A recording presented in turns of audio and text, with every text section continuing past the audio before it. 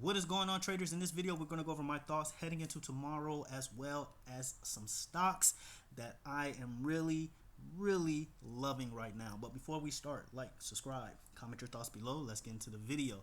So in my last video, I told you guys I am bullish AF. Okay, I am still very bullish right now, very bullish. Okay, the market just has so much more room to go, and we're gonna go over that. Okay, I told you guys in my last video that my price target on the NQ, I've actually told you this in like a last few videos, my target on the NQ is 19,500.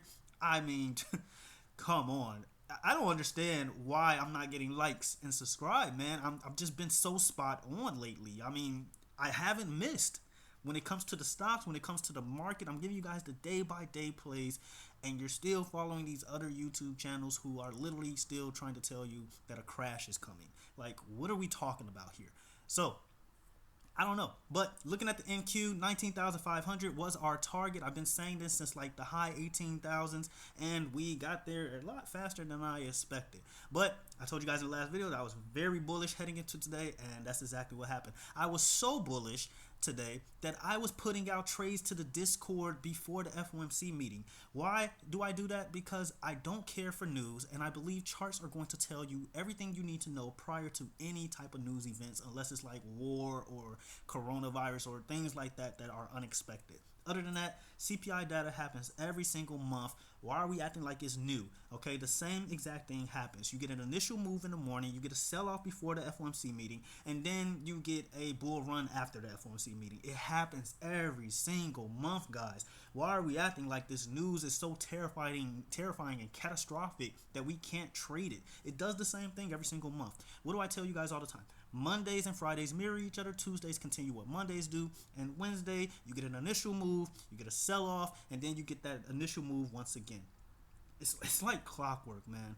So I don't know. I don't understand why nobody's picking up on these same patterns. The market repeats itself over and over and over, and it gives you these same opportunities over and over and over, despite what type of news you get. But in case you are a trader that focuses on news or whatever the case may be, tomorrow we have PPI data and I believe unemployment claims.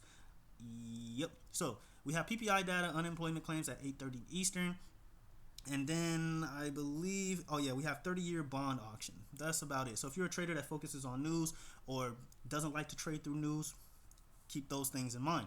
Other than that, as far as NQ, I mean, where can NQ go from here? So good thing that did happen is that we closed above 19,500. Well, kind of. Okay, we kind of closed above 19,500. Now, I do think the market has the potential to start cooling off heading into tomorrow, but I mean, guys, I'm gonna be honest with you. 20K is on the table for the NQ. All right, 20K right here. As you guys can see, this trend line here is not the cleanest. It's pretty sloppy because I just did it like last minute. But I mean, we got so much more room, and I'm going to show you guys this on multiple charts, by the way. But we have so much more room to the upside. And what do I tell you guys? If we do just so happen to sell off, let's say we sell off tomorrow, whatever the case may be, maybe we hit 19K, whatever the case may be, we're just making more room for upside at that point. And then boom, you get more room to the upside, and now you're looking at 20,500. So if we do get a sell-off, that just leaves more room for upside. Okay, simple as that. But if we do just so happen to continue heading into tomorrow, 20K is on the table. I shouldn't say tomorrow, but the rest of this week, then 20K is on the table for the NQ. I've told you guys multiple times, 19,000 was my first target, and 19,500 is my next target. We finally got there. Congratulations if you traded it or you traded something in relation to the NQ. I mean, it's just too easy, guys. We get the same things every month, the same news every single month, and people are acting like it's the end of the world, Decepticons are going to invade, whatever the case may be, anytime we get this news. And all Jerome Powell does is say the same stuff over and over. Like, I don't even pay attention to it no more. I just look at the charts. The charts are going to tell you everything you need to know. Simple as that. 20K is on the table for the NQ. That's really all I have to say. If we do just so happen to get a sell-off, tomorrow, because usually what happens after we get a big move to the upside is that the market tends to cool off. Now when I say cool off, that doesn't necessarily mean a sell-off has to happen. We can just consolidate majority of tomorrow. So we could be looking at a boring day tomorrow, or we get a potential sell-off, and if we do, I'm looking at the 19,150 level, 19,000 supply and demand zone, somewhere around there before the next move higher. And if we do just so happen to head lower, then the lowest we could be looking at is about 18,700. I don't see us heading much lower than that, but it is on the table, so do keep that in mind.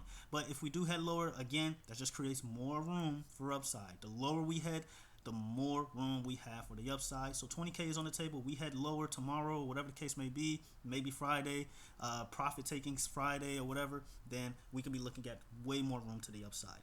ES, I told you guys, if ES gets above 5,400, start packing your bags. We're going to the moon, all right?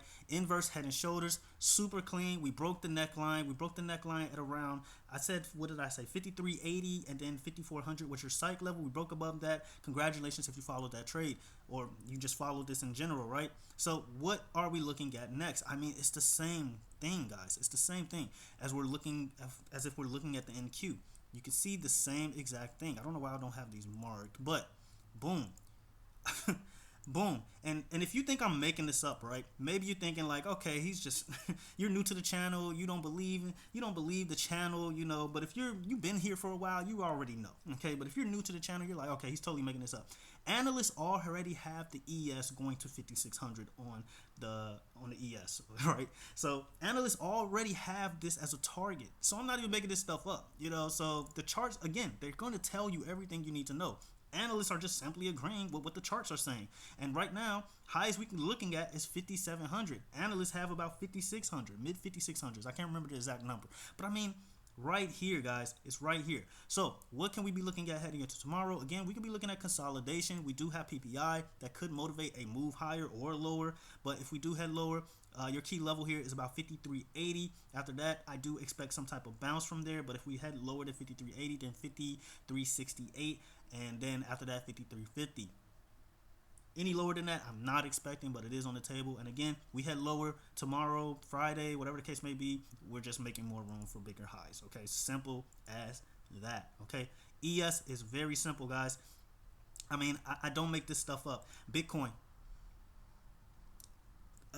ready. Okay, as simple as that. Bitcoin is ready. Now, what I will say about Bitcoin, and I said this to someone in the Discord, I don't think Bitcoin is going to break newer highs until we get some type of sell-off. I don't know how big the sell-off has to be, but I don't think Bitcoin is going to take off. If it does take off, I imagine it's going to happen this weekend.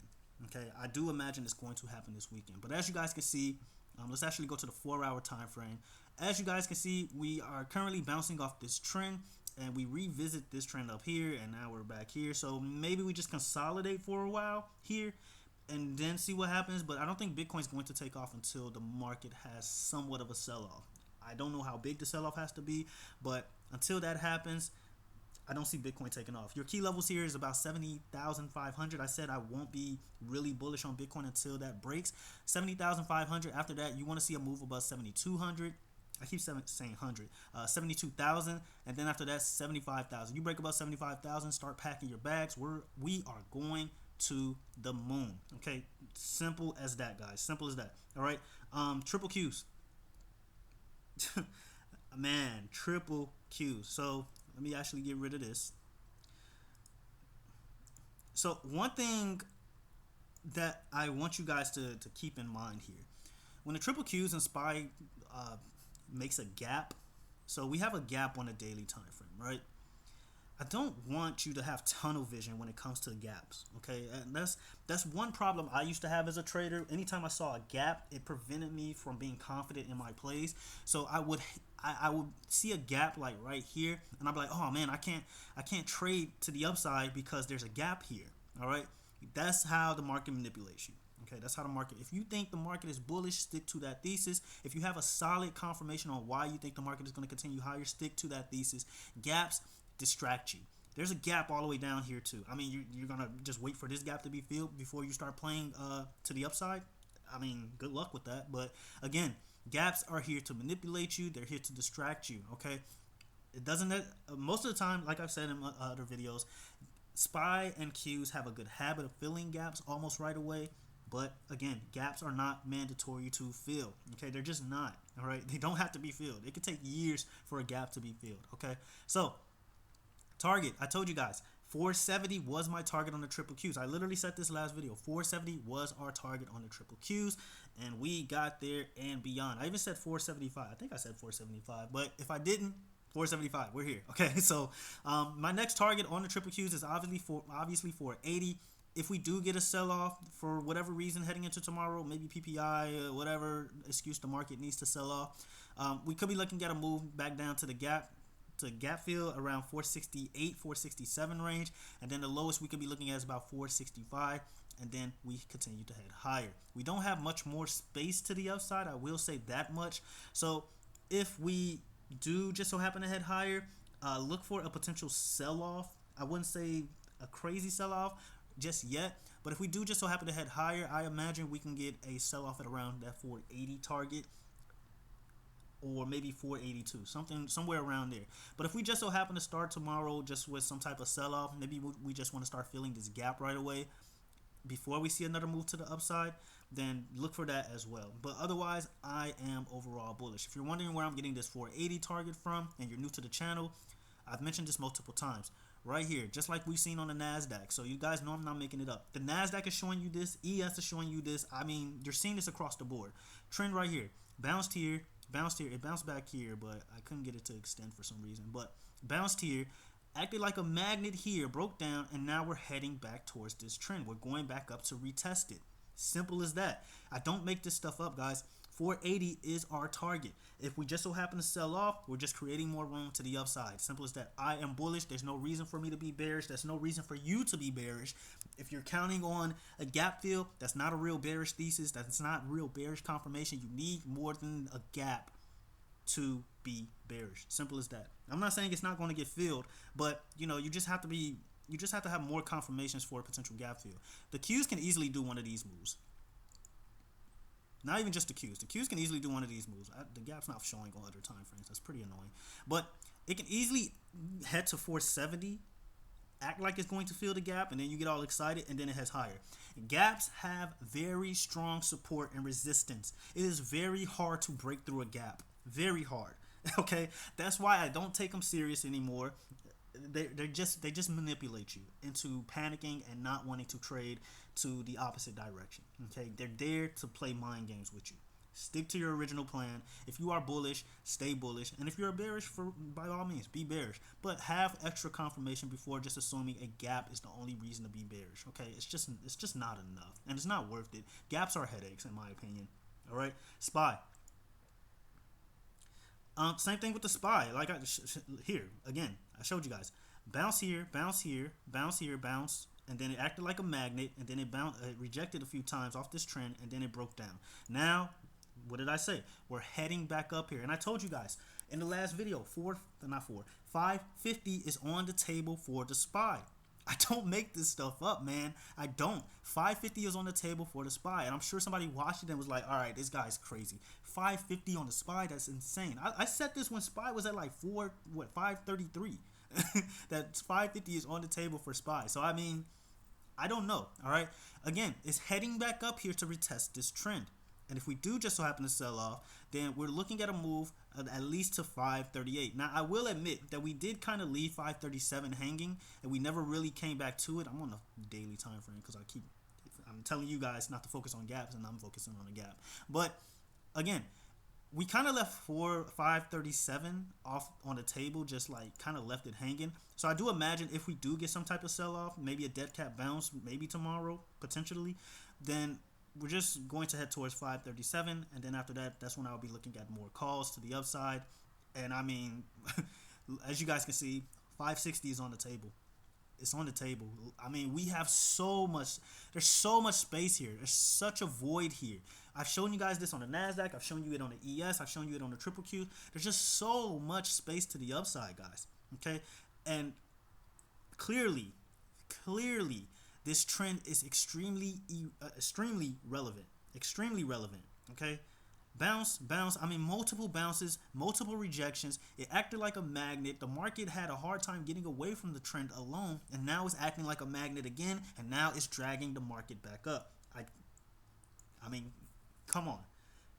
Literally last video I said 550 was on the table. All right, I've said this multiple times. So if we do get a dead cat bounce tomorrow for whatever reason, unemployment claims comes in and the market needs an excuse to sell off, maybe cool off, then I will be looking at that move to 537 and a bounce from there. All right, simple as that.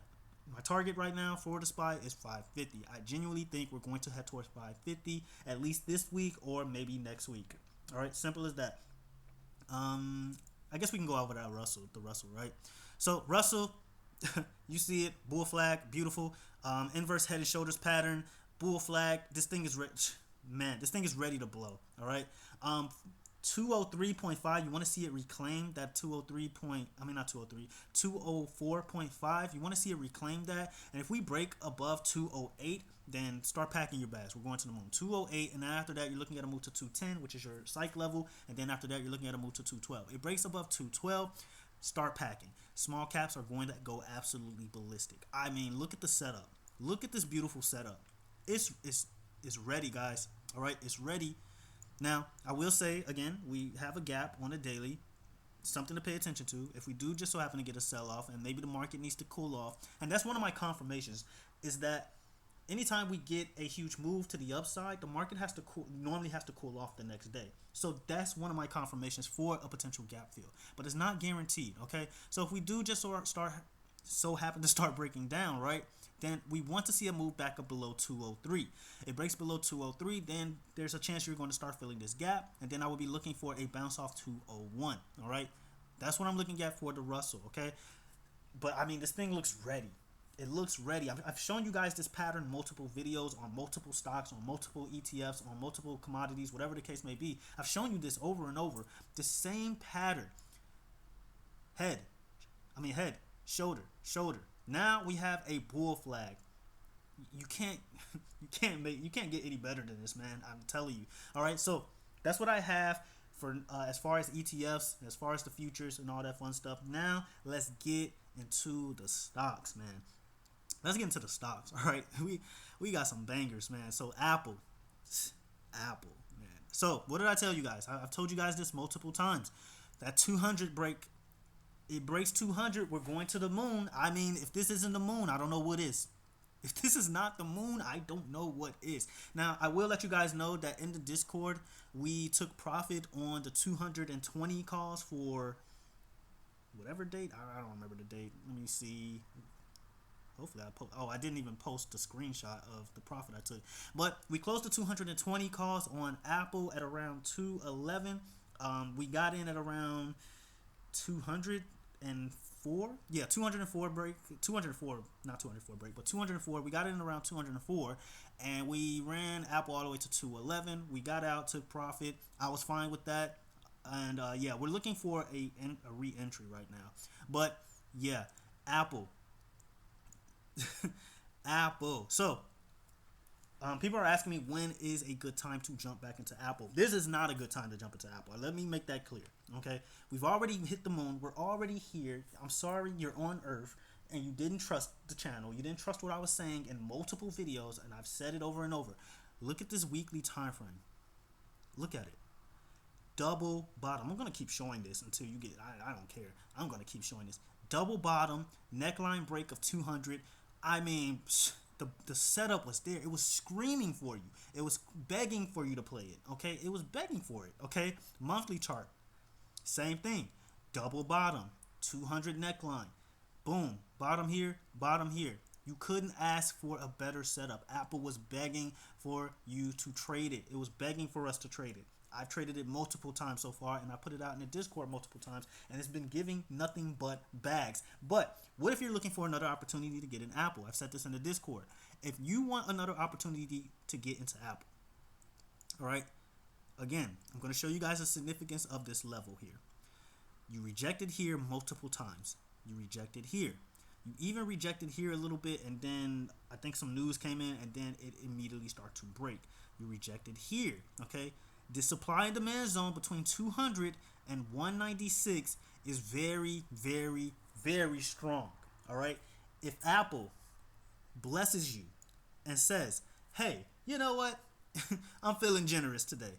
If Apple gets back down here, and I've said this in the Discord, if Apple gets back down here to 200, between 200 and 196, you don't take that opportunity. You don't like money. You hate money. You just hate everything in life. Okay? There's no way. All right? There's no way you should miss this opportunity, because I promise you, I'm not missing that opportunity. Okay? I'm not missing it. All right? If Apple gets back down to 196, 200 range, start packing your bags. Your bags should be packed. You should be ready for this move to happen, because it's going to happen. Okay? I can almost guarantee you this move is going to happen down to 200. All right. So if it retests this neckline and gets back down here, and you're not looking to trade, buy shares, whatever you decide to do, again, you hate money and whatever. Okay. I don't want to hear the overthinking. I don't want to. I was looking for the exact pinpoint entry, and that's a lot of traders' problem. They look for this perfect pinpoint entry to get into trades, and then they get left behind. All right, I was waiting for it to hit exactly 196.38. Like, no, between 200 and 196 is your entry point. All right, do what you want with that information. Those are my entry points. Those are when I'm going to jump back into Apple. All right, now if you're looking for other key levels prior to that, 213 is one key level, 210, and then after that 206, 205 psych level, and then after that, all I care about is 200, guys. I'm not even gonna lie to you. 200, 196, that's what I care about for Apple. It gets back there to this neckline. Please believe that I'm loading the boat. I'm packing more bags for the moon. Okay, simple as that. Microsoft. Oh my gosh. So, in the Discord, I told you guys in multiple videos that we are in 600 calls for December 20th. Okay, right now I'm actually up a lot more than this, but right now I'm up about 80%, close to 90% on this play. This is actually like $900 now.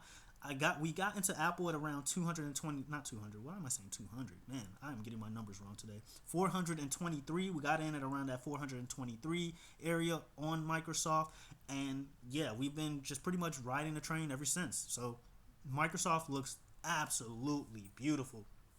Absolutely beautiful. What did I tell you guys in multiple videos? I've been saying if Microsoft gets above 435, start packing your bags. We're going to the moon. I've said this for Apple. I've said it on Microsoft. Amazon is next. Okay, mark my words. Lock in with me. Amazon is next on the board. Okay, you don't have to believe me. We're gonna go over Amazon in a bit. But if Apple hasn't proven it to you, if Microsoft isn't proving it to you, again, you just hate money. All right, I'm just convinced you hate money. All right, Microsoft inverse head and shoulders pattern, 435 break. I mean, right here, you rejected here, you rejected here, you rejected here. I mean, again, these stocks are begging for you guys to trade it, and I'm giving you liquid gold. I'm giving you the best plays. I'm giving you plays that I'm putting out to my Discord members. The only thing is you're just getting in late. The moment Microsoft got above 435 this morning, that was your entry. Okay, I don't care about FOMC. Oh, but FOMC and CPI.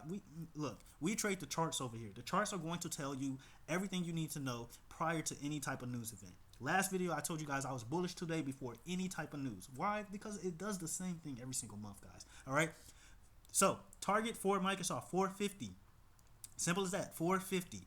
450 is what you're looking at. If Microsoft just so happens to bless you, okay, if it blesses you with a retest of 435, 434 range, okay, somewhere around there. If it does one of these moves, maybe we get a sell-off tomorrow, because there is like a miniature, this is probably a fair value gap somewhere in here. But if Microsoft just so happens to head back down here, actually, we'll say somewhere between 426 and 435. I'm not looking for a pinpoint entry or anything like that. I'm not looking for the perfect entry or anything like that. Somewhere around this area in the supply and demand zone between 435 and 426, that is where you're looking to get into Microsoft. All right. Now, if you are scared of drawbacks or whatever the case may be, this is why it's important to have good contracts. All right. So again, we are in the December 20th 600 calls. All right, you're not gonna feel this drop if you jump into those contracts. All right, you're just not. So if you jump into Microsoft at around, I don't know, 432, whatever the case may be, and it drops to 426, you're not gonna feel it. All right, this is the importance of jumping into the good contracts. All right, a lot of traders jump into these hideous contracts that have terrible time decay, that have terrible data and delta and all that stuff, and get screwed over, and then you're panicking off drawbacks. All right, and then you want to sell your position, and then you get screwed over. I've made the mistake a few times actually. AMD was one of those mistakes. I broke one of my rules, and I ended up trading AMD for this week versus just adding some time into it, and yeah, it bit me in the ass. Simple as that. But Microsoft, I'm telling you, it blesses you with this retest. Mark this on your charts, okay? Mark this on your charts. Let's go to the 4 hour. I'm really tired of looking at the daily. But mark the supply and demand zone on your charts. You can see it clear as day. Multiple retests in this area. Microsoft blesses you with this. You take it. You take this opportunity. Okay. Your first area right here is where these guys are at around 434, 435. You can add there, and then after that, you're looking at 430, 426. You can add more contracts there. So you can start light at 435. If it decides to bless you even more and head to 430, 426 range, you add more contracts there. Do what you want with that information. That is my strategy. That is my plan, or at least one of my plans. All right, simple as that. Okay, Microsoft looks absolutely beautiful. My price target in the long run is above 600. I think they're going to crush their earnings in July. I don't see a reason why they wouldn't. I just don't. So either they run all the way up into their earnings, maybe all the way up to 600. That would be great. Or they run up after their earnings. Either way, I don't care. We're up in profit a lot on this thing. That's all I really have to say for Microsoft. I don't have anything bad to say about Microsoft. You see the setup, absolutely beautiful. Okay, Amazon. So I told you guys, they're taking turns. These stocks are taking turns, guys. Okay, they're taking turns. All right, Amazon. I'll say the mega 7 are taking turns. Amazon. We go to our. Is it the weekly? It might be the daily. Yeah, close enough. All right, so daily time frame. Now, I don't know if I should consider this a double bottom, but I am. If it looks like the pattern, assume that it is until it isn't. Bottom here, bottom here. Your neckline is at 192. I'm going to say what I've been saying for Apple and what I said for Microsoft. All right? Lock in. Okay? I don't want any overthinking. I don't want to hear excuses. Okay? Because if you missed out on Apple and you missed out on Microsoft, here's another opportunity right here. If Amazon breaks above 192, all right, up here is the neckline. This is the daily time frame. Pack your bags, leave the kids, get the dog, leave the cat, leave the spouse. You're gonna find a better spouse on the moon. Start getting some spicy Doritos, okay? Get you some salsa, get you some Capri Suns, Snapples, get some water, all that. You're going to need a lot of hydration for this moon ride, okay? Simple as that. We're going to the moon, okay? I've shown it on Apple. I've shown it on Microsoft. If you don't believe me by now, I don't know what else to tell you. 192 is what you're looking for Amazon. It's going to go crazy, all right? Simple as that. Now, as far as short term, because a lot of things look like they kind of want to see some type of sell-off, right? As far as short term goes, Amazon, if you want to get a good entry, if you want a really, really good entry, right? I would say, and there's no guarantee this is going to happen, but I would say right around 180, 181, if it just so happens to bless you with that, you take that opportunity. You absolutely take that opportunity, okay? Right now, we are in 190 calls, and we're in profit. I think it's going to do one more bounce up to the upside towards like 190 before we potentially see a sell-off, if it happens. And then, yeah, this will be a beautiful opportunity, okay? Beautiful opportunity. Right here, you see a lot of turbulence in this area. So we get here, we hit this trend, we get here where these guys are, where all this turbulence is, and then we bounce higher, all right? That is your perfect entry, okay? We entered, and we're still in our 200 calls, by the way. Okay, I forgot to mention that. We're still in our 200 calls for June 21st. We added more calls. We added 190 calls at around, when did we do those 190? We did 190 calls yesterday, and then we added more at 185. I believe we got in 190 calls at like 182, somewhere around there in the Discord. And yeah, so in our 200, as far as our 200 calls go, we jumped in at around 174 at this monthly supply and demand zone. This bounce here was absolutely beautiful, beautiful entry there, and yeah, it's been running up ever since. So if you want access to the Discord, man, I mean, we only lost one trade this week out of like, I don't even know, like 12, 15. I don't know. I take a lot of trades in a week and I rarely lose. Okay, so do what you want with that. All right, Discord link is in the description below. Simple as that. But 181, 180, it blesses you with this, you take it. All right, potential double bottom here, neckline 192, brace 182. You need to take that. Absolutely take that. All right. AMD. Man, this is going to be a long video. AMD still believe it's going to head higher. AVGO, Broadcom, it just announced its earnings. It announced a 10-for-1 stock split. I think semiconductors are going to start taking off soon. Tomorrow, Friday, one of these days, semiconductors are going to go ballistic. All right, simple as that. That's all I have for AMD. As long as it's holding 158 above 158, absolutely bullish on it. Right now it's in the supply and demand zone. It starts getting above 162.5, 163. It's going to start heading higher. 170 is one of my targets. I think it can head as high as 185. Last but not least, Tesla, because this video has been very long. All right, Tesla is ready. In the Discord, we jumped into, is this it? Yeah, so in the Discord, we jumped into 180 calls for, what is it? Yeah, June 12th. Oh, June 21st, sorry. So June 21st, we jumped into 180 calls for June 21st. We jumped in at 173 break. Beautiful entry. Absolutely beautiful entry. Right now, what did I tell you guys about patterns? One thing about patterns is if we start rolling up, this is a perfect roll-up scenario. We rolled up. We broke through 173, which was a major key level. We broke through 173. I alerted the Discord that we're jumping in at 173. We did exactly that. Tesla's never even looked back. It immediately started to go crazy. All right. Right now, we are retesting the top of this symmetrical triangle. I have to look back and see what it was. But right now, we retested the top of the symmetrical triangle. Tesla's going to go ballistic, guys. 185, 192 are my targets, okay? 185, 192 are my targets. Mark it. Come back to this channel. Thank me later. Tesla's going to go ballistic probably tomorrow. I believe somebody's been telling me there's news about an Elon package. I don't know. I don't keep track of all that stuff. I just trade the charts. But yeah, I'm assuming that it's going to get approved. The charts are showing that Tesla's absolutely bullish, and I mean, like I said, the charts are going to tell you what's going to happen before it happens. So if news is coming out tomorrow for this Elon package thing, then Tesla is clearly showing that it's about to get approved. All right. If you think that these millionaire and billionaire investors, these whales, don't get this news before everybody else, you are extremely naive. Okay. Money talks, guys. You can pay for this news. Okay. You can pay for any type of news, and I guarantee they pay for this stuff. All right. So Tesla looks absolutely beautiful. Absolutely beautiful. What you want to see is a break above 182. It breaks above 182. Start packing your bags. You're going to 185. Highest I think personally Tesla is going to go is back to that 192 area, and then we'll see what happens from there. Right here, all the way up here. Oh, it's actually 194. All right, 194, 192. Let me zoom out and see. Yeah, it's heading there, guys. Simple as that. Very confident in it. We're in it on the Discord. We got it at 173. Beautiful entry. You want access to the Discord, you want access to these plays, link is in the description below. As far as AMC and GameStop, still think they're going to take off. It may not happen this week, but it's going to happen.